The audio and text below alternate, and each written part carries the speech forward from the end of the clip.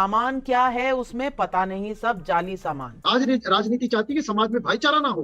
देश की पहली आदिवासी महिला, पहली प्रधानमंत्री। अपना होमवर्क तो देख लो, आपको लोकेश जी सुनिए, बीजेपी जब से सरकार आई है सत्ता में, इन्होंने मुसलमानों के प्रति एक जंग सी छेड़ दी। JSR क्या बोला आपने? और आप भी समझ जाइए, बीजेपी से डरने की, घबराने की कोई जरूरत नहीं है नाविका जी। वही जब ऑस्ट्रेलिया में जाते हैं और साहब कहते हैं कि अगर लोकतंत्र सीखना है तो ऑस्ट्रेलिया से सीखो, साहब तब देश का अपमान नहीं होता है। हम तो फैक्ट की बात कर रहे हैं, तथ्यों की बात कर रहे हैं। अब मैं चालू करता हूं बीजेपी की पोल खोल हकीकत। 7 साल में 2000 की नोट नहीं संभाल सके, आगे देश को क्या संभालेंगे ये लोग? कहां भेजेंगे नानो चिप का, क्या किया जाए? तो आज सवाल पूछ रही है देश की पब्लिक।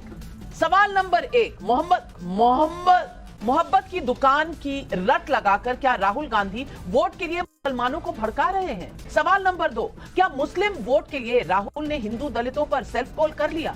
सवाल नंबर 3, मोदी युग में बदले हुए भारत को दुनिया महसूस कर रही है, राहुल गांधी को क्यों अंधेरा ही अंधेरा नजर आ रहा है?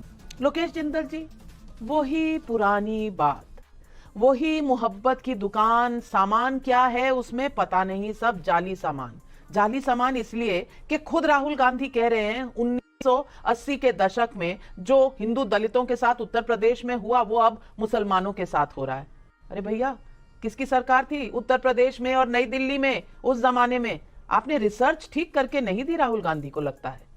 नाविका जी, हम समाज और राजनीति में कंफ्यूज हो रहे हैं।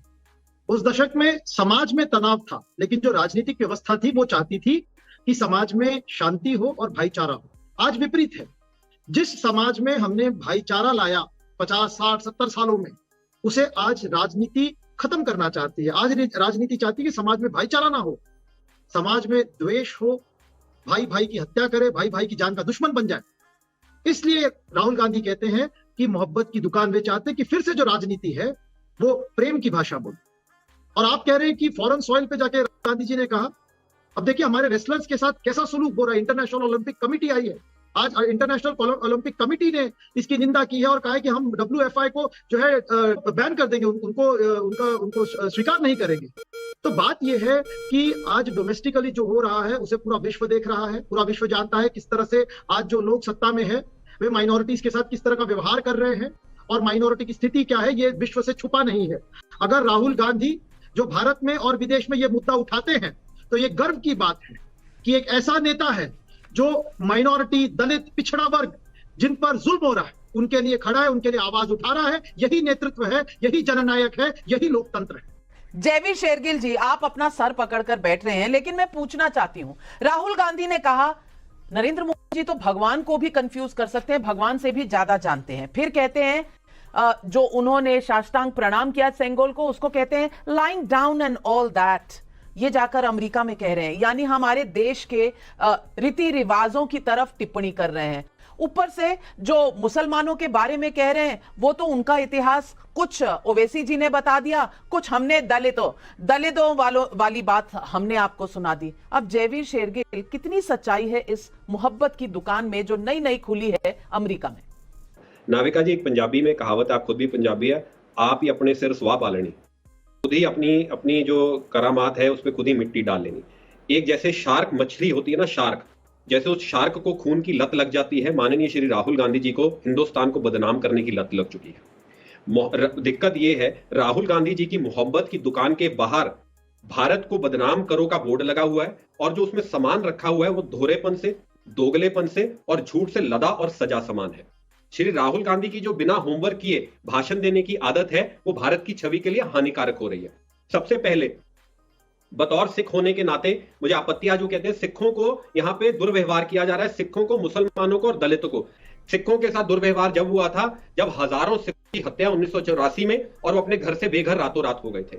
आदिवासियों की बात की, जब दुर्व्यवहार तब होता है जब कांग्रेस के leader of opposition Adhir Ranjan Chaudhary, जो बंगाल में 0 सीट लेके आए हैं, देश की पहली आदिवासी महिला, पहली प्रधानमंत्री, क्या बोला तूने? देश की पहली आदिवासी महिला, पहली प्रधानमंत्री, उसका अपमान करते हैं, तब दुर्व्यवहार होता है। राष्ट्रपति। अब सुनिए, जब राहुल गांधी जी जो होमवर्क बिना करते बोलते, मुझे ये समझ नहीं आती कि कंफ्यूजन, देशभक्ति, श्री राहुल गांधी अपनी राजनीतिक हताशा में अपना होमवर्क तो देख लो, आपको लोकेश जी सुनिए, सुनिए राहुल गांधी जी अपनी राजनीतिक हताशा में और मोदी जी के प्रति जो नफरत है उसमें सरकार की आलोचना करने में, प्रधानमंत्री को प्रश्न पूछने में और देश को बदनाम करने का जो फर्क होता है वो भूल चुके हैं। आज मुस्लिम पॉपुलेशन आंकड़े सही है, सबसे ज्यादा उत्तर प्रदेश में है।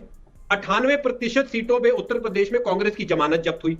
गुजरात में 17 ऐसी सीटें हैं जो मुस्लिम डोमिनेटेड सीट मानी जाती हैं, कांग्रेस का खाता ही नहीं खुला और भाजपा ने वो 14 सीटें ले ली। नहीं देखा आपने जयवीर जी? पार्लियामेंट की एक लोकेश जी धैर्य रखिए, अब पार्लियामेंट की बात कीजिए। एक तामिल इतिहास से जुड़ी परंपरा जो हमारी संस्कृति जुड़ी है पार्लियामेंट में, उसके अनुसार कोई कार्यक्रम हो रहा है उस पर आपत्ति है, पर जो पार्लियामेंट जो तमिलनाडु में एक पादरी बैठा हुआ है जॉर्ज पुनिया, जो कहता है हिंदू देवी देवताओं का प्राण है और मैं जूते इसलिए नहीं डालता क्योंकि भारत की धरती पवित्र है, उससे जप्पियां पप्पियां राहुल गांधी डाल सकते हैं, पर हमारी संस्कृति को कहते हैं you are lying down. Head of the parliament sir, is it the prime minister और द प्रेसिडेंट?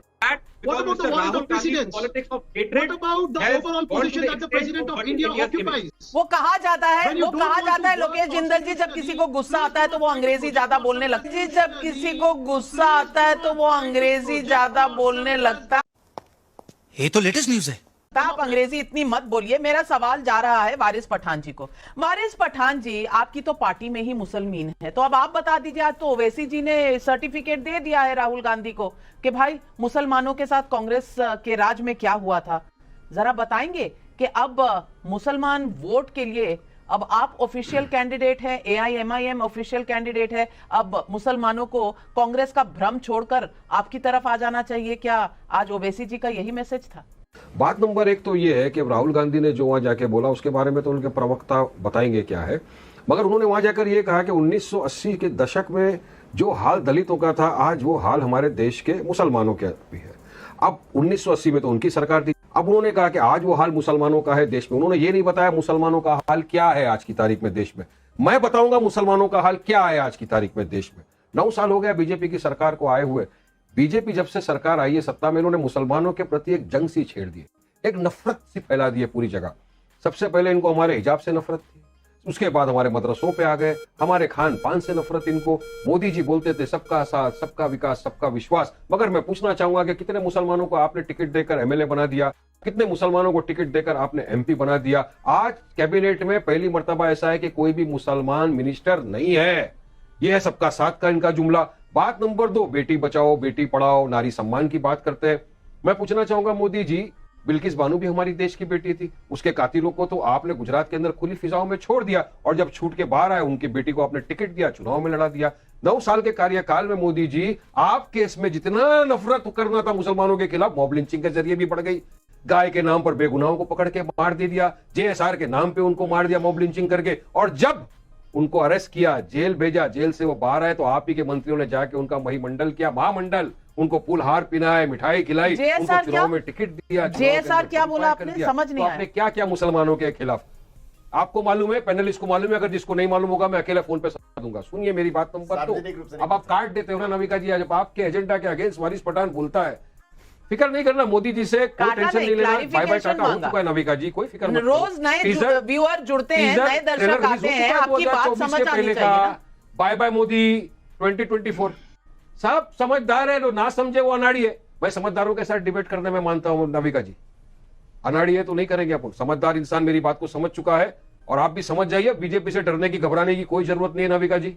टीजर ट्रेलर आ गया 2024 के पहले का, बाय बाय मोदी 2024, कोई चिंता नहीं करने का। अब बात क्या थी मुसलमानों की, आपने हमारा माइनॉरिटी का बजट क्यों कम कर दिया अभी का जो आपने बजट निकाला, उसमें क्या फायदा? अगर आप चाहोगे नहीं कि मुसलमानों का पॉलिटिकल एम्पावरमेंट हो, आप चाहोगे नहीं कि हमारी बच्चे हिजाब पहनकर स्कूल के अंदर तालीम हासिल करे, बड़ी बने, देश का नागरिक बने, नाम रोशन करे, एक दिन नविका कुमार किसी को इंशाल्लाह बड़ी एक एंकर भी बन जाए देश की, बोल नहीं सकते, प्रधानमंत्री भी बन सकती है। क्या प्रॉब्लम है मोदी जी आपको मुसलमानों से? आप चले गए लोकसभा में, इनोवेशन किया आपने, आप सिंगोल तो जस्टिस का प्रतीक है, आपने क्या न्याय किया? आपने हमारी देश की प्रेसिडेंट को वहां पर नहीं बुलाया। अब आप वहां गए, हमारे हिंदू भाइयों के मठ को आप लेकर गए अंदर, क्रिश्चियनों को क्यों नहीं लेकर गए अंदर? लोकसभा के हाउस की बात कर रहा हूं, हमारे सरदार भाइयों के गुरुओं को क्यों नहीं लेकर गए? अरे मुसलमान इतने सारे हैं, एक आध मुसलमान के मौलाना को भी ले जाते, सेकुलरिज्म प्लुरलिज्म की बात दुहाई हो जाती, मगर आपने संविधान का कत्ल कर दिया। मैं आपको 10 मिनट भी दे दूं तो आप कहेंगे कि मैंने आपके साथ ज्यादती की है। तो वारिस पठान जी, सर्वधर्म प्रार्थना हुई थी, वो आपको नजर नहीं आई।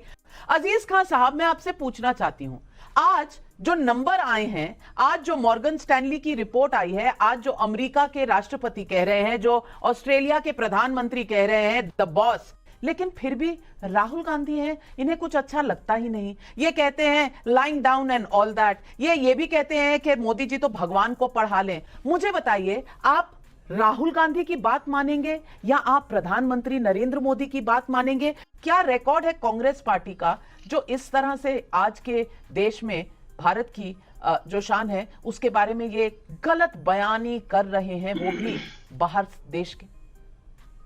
देखिए, पहली बात तो मैं देख रहा हूं कि ये विदेश में चर्चा हो रहा है और कहा जा रहा है सब विदेश में क्यों बात कही जा रही है। देखिए, सच बात चाहे वो देश में कही जाए, वो विदेश में कही जाए, और मुझे लग रहा है विदेश में अपने लोग रहे, कोई विदेशी बाहर का आदमी नहीं था उसमें।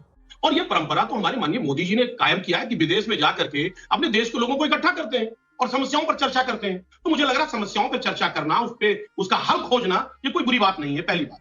दूसरी बात, हम कांग्रेस में और बीजेपी में बहुत ज्यादा फर्क नहीं करते और दो ज्यादा फर्क समझते भी नहीं है। पर शर्त यह है कि कांग्रेस में आज जो युवा नेतृत्व है उस बात को एडमिट कर रहा है, उसने सच को स्वीकार किया, इसमें कोई दो राय नहीं है। लेकिन माननीय मोदी जी और उनकी पूरी टीम सच को स्वीकार नहीं कर रही है। आप इस बात को समझिए कि एक तरफ मोहन भागवत जी कह रहे हैं साहब कि हिंदू और मुसलमान का डीएनए एक है, मुसलमान के बगैर हिंदू भाई अधूरा है। दूसरी तरफ तमाम बातें भी हमारे वारिस पठान साहब ने कही है, मैं उसको रिपीट नहीं करना चाहता क्योंकि वक्त कम है। मैं कहूंगा बहुत सारे वाकयात हैं, तमाम मॉब लिंचिंग से लेकर के तमाम तरीके की घटनाएं होती हैं, सब फूलमाला पहनाया जाता है, एक बात। दूसरी बात, रही बात विदेशों में देश की चर्चा, मैं कहना चाहता हूं आज जो राहुल गांधी जी कर रहे हैं सब वो चीजें खराब लग रही हैं आपको। हमारे प्रधानमंत्री इस मुल्क के जो सर्वे सर्वा इस मुल्क के अगुआ हैं, वही जब ऑस्ट्रेलिया में जाते हैं और साहब कहते हैं कि अगर लोकतंत्र सीखना है तो ऑस्ट्रेलिया से सीखो, साहब तब देश का अपमान नहीं होता है। वही हमारे प्रधानमंत्री महोदय जब विदेश में जाते हैं कहते हैं कि पहले तो इस मुल्क में पैदा होना शर्म की बात थी, तो क्या देश का सर नहीं झुकता है? मैं कहना चाहता हूं कि जब आप कहते हैं तो बात सही होता है, जब विपक्ष का आदमी आवाज उठाता है तो बात गलत होता है। दो तीन बातें और बड़ी इंपॉर्टेंट है। आप इस बात को देखिए जिससे लगातार चर्चा हो रहा है, सब मुसलमानों के साथ अन्याय हो रहा है या नहीं हो रहा है। मैं कहना चाह रहा हूं कि मुस्लिम कम्युनिटी के साथ आज कहीं ना कहीं, मैं डंके के चोट पे कह रहा हूं, कहीं ना कहीं बड़े स्तर पर भेदभाव हो रहा है। और वोट के लालच में एक कम्युनिटी को खुश करने के लिए आज कहीं ना कहीं मुस्लिम कम्युनिटी पर प्रहार किया जा रहा है। अब मानिए आजम खान साहब को ले लीजिए आप, साहब 90 मुकदमे 2 दिन में कायम कर दिए गए।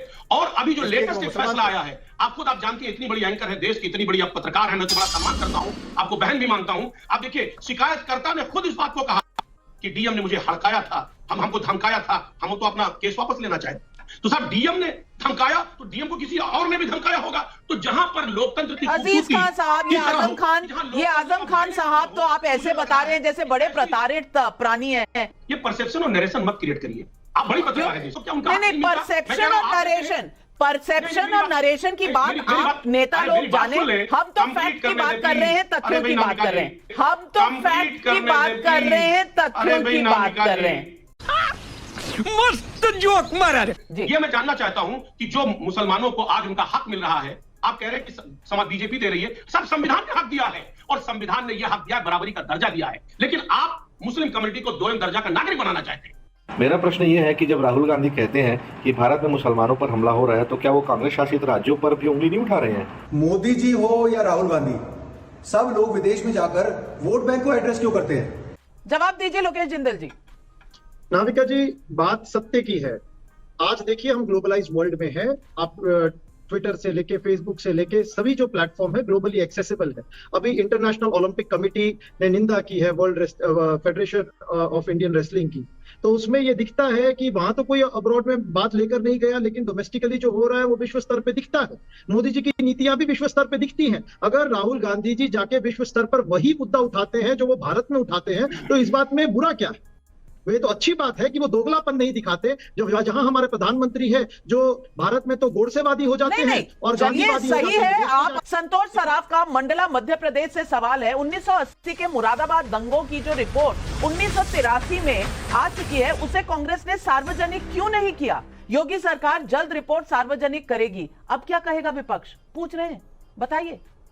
देखिए, आप 1980 जो पास्ट में घटा है उसके आधार पे वर्तमान जो सरकार है उसकी काली करतूतों पे पर्दा मत डालिए। देखिए, ये आप ये नहीं कर सकते कि पास्ट में कुछ घट गया वो गिना के आप वर्तमान सरकार की काली करतूत पे पर्दा डाल दें।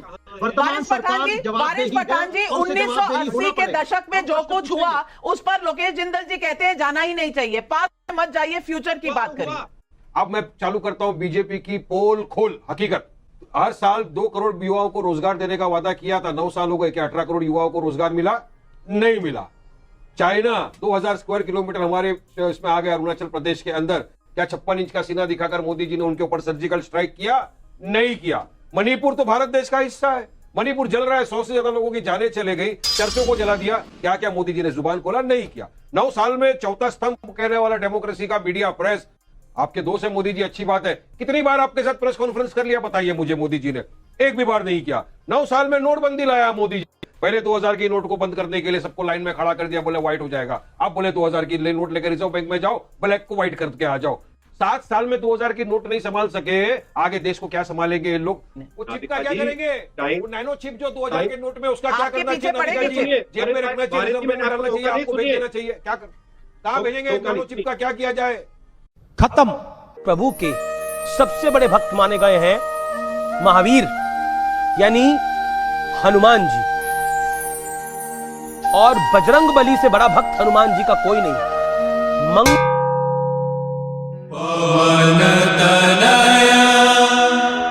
संकट